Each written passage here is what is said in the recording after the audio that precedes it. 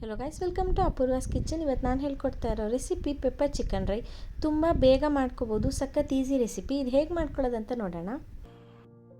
ನೋಡಿ, ಮೊದಲು ಒಂದು ಪ್ಯಾನ್ಗೆ 1 ಟೀ ಸ್ಪೂನಷ್ಟು ಸೋಂಪು ಕಾಳು, 1 ಟೀ ಸ್ಪೂನಷ್ಟು ಜೀರಿಗೆ, 1.5 ಟೀ ಸ್ಪೂನಷ್ಟು ಕಾಳುಮೆಣಸು ಇಷ್ಟನ್ನು ಲೋ ಫ್ಲೇಮಲ್ಲಿ ಒಂದು 3ರಿಂದ 4 ನಿಮಿಷ ಹಾಗೆ ಡ್ರೈ ರೋಸ್ಟ್ ಮಾಡಿಬಿಟ್ಟು ನೀರು ಹಾಕ್ದೇನೆ ಏನು ಹಾಕ್ದೇನೆ ಇದನ್ನು ಪುಡಿ ಮಾಡಿ ಎತ್ತಿಟ್ಕೊಳ್ಳಿ.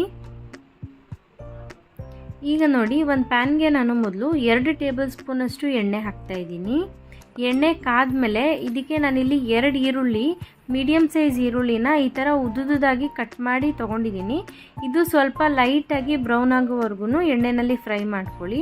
ನೋಡಿ, ಇಷ್ಟು ಫ್ರೈ ಆದಮೇಲೆ ಇದಕ್ಕೆ ಕರಿಬೇವಿನ ಸೊಪ್ಪು, ಇದರಲ್ಲಿ ಕರಿಬೇವಿನ ಸೊಪ್ಪು ತುಂಬ ಚೆನ್ನಾಗಿರುತ್ತೆ ಜಾಸ್ತಿ ಹಾಕಿದ್ರೆ, ಸೊ ಜಾಸ್ತಿ ಹಾಕ್ಕೊಳ್ಳಿ. ಮತ್ತು ಈರುಳ್ಳಿಗೆ ಎಷ್ಟು ಬೇಕೋ ಅಷ್ಟು ಉಪ್ಪು ಹಾಕ್ಕೊಂಡು 1 ನಿಮಿಷ ಚೆನ್ನಾಗಿ ಮಿಕ್ಸ್ ಮಾಡ್ಕೊಳ್ಳಿ.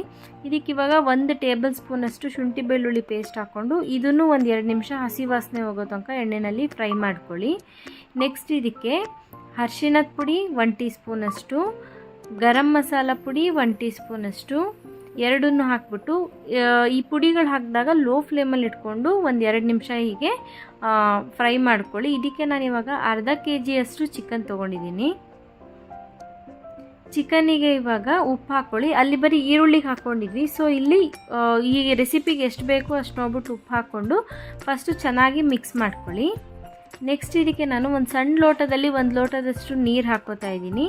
ಇವಾಗ ಇದನ್ನು ಕ್ಲೋಸ್ ಮಾಡಿಬಿಟ್ಟು ನೀವು ಹತ್ತತ್ರ 7ರಿಂದ 8 ನಿಮಿಷ ಮೀಡಿಯಮ್ ಫ್ಲೇಮಲ್ಲಿ ಇಟ್ಬಿಟ್ಟು ಬೇಯಿಸ್ಕೊಳ್ಳಿ. ನೋಡಿ, ಇವಾಗ 8 ನಿಮಿಷ ಆಗಿದೆ. ಫುಲ್ಲು ಚಿಕನ್ ಬೆಂದಿದೆಯಾ ನೋಡಿ. ಬೆಂದಿಲ್ಲ ಅಂತ ಅಂದರೆ ಇದನ್ನು ಇನ್ನೊಂದು 2ರಿಂದ 3 ನಿಮಿಷ ಮೀಡಿಯಮ್ ಫ್ಲೇಮಲ್ಲಿ ಇಟ್ಬಿಟ್ಟು ಕ್ಲೋಸ್ ಮಾಡಿಬಿಡಿ. ಲಾಸ್ಟಲ್ಲಿ ನಾವು ಪುಡಿ ಮಾಡ್ಕೊಂಡಿದ್ವಲ್ಲ ಮೊದಲು, ಅದನ್ನು ಹಾಕ್ಕೊಂಡು ಮಿಕ್ಸ್ ಮಾಡ್ಕೊಳ್ಳಿ. ಇದನ್ನು ಚಿಕನ್ನೆಲ್ಲ ಬೆಂದ ಮೇಲೆ ಹಾಕಬೇಕು. ಇದು ಹಾಕ್ಬಿಟ್ಟು ನಾವು ಜಾಸ್ತಿ ಚಿಕನ್ ಬೇಯಿಸೋದಿಲ್ಲ. ಜಸ್ಟ್ ಇದನ್ನು ಮಿಕ್ಸ್ ಮಾಡಿಬಿಟ್ಟು ಇದಕ್ಕೆ ಮೇಲ್ಗಡೆ ಕರಿಬೇವಿನ ಸೊಪ್ಪು, ನಾನು ಹೇಳಿದ್ನಲ್ಲ ಇದರಲ್ಲಿ ಕರಿಬೇವಿನ ಸೊಪ್ಪು ಒಳ್ಳೆ ಫ್ಲೇವರ್ ಕೊಡುತ್ತೆ, ಸ್ವಲ್ಪ ಕೊತ್ತಂಬರಿ ಸೊಪ್ಪು ಹಾಕಿ ಮಿಕ್ಸ್ ಮಾಡಿ. ಎಷ್ಟು ಈಸಿ ರೆಸಿಪಿ, ತುಂಬ ಬೇಗ ರೆಡಿ ಆಗುತ್ತೆ. ಇದನ್ನು ನೀವು ಸ್ಟಾರ್ಟರ್ಸ್ ಥರನಾದರೂ ಯೂಸ್ ಮಾಡ್ಬೋದು ಅಥವಾ ಚಪಾತಿ ಜೊತೆಗಾದರೂ ಸರ್ವ್ ಮಾಡ್ಬೋದು. ಬಿಸಿ ಬಿಸಿಯಾಗಿ ಸರ್ವ್ ಮಾಡಿ ಇದನ್ನು. ಸೊ ಇವತ್ತು ನಾನು ಮಾಡಿದ್ದ ರೆಸಿಪಿ ನಿಮಗೆಲ್ಲ ಇಷ್ಟ ಆಗಿದೆ ಅಂತ ಅಂದ್ಕೊಂಡಿದ್ದೀನಿ. ಇಷ್ಟ ಆಗಿದ್ರೆ ನನ್ನ ಚಾನಲ್ಗೆ ಸಬ್ಸ್ಕ್ರೈಬ್ ಆಗಿ, ಹಾಗೆ ಲೈಕ್ ಮತ್ತು ಕಮೆಂಟ್ ಮಾಡೋದನ್ನು ಮರಿಬೇಡಿ. Thank you for watching this video.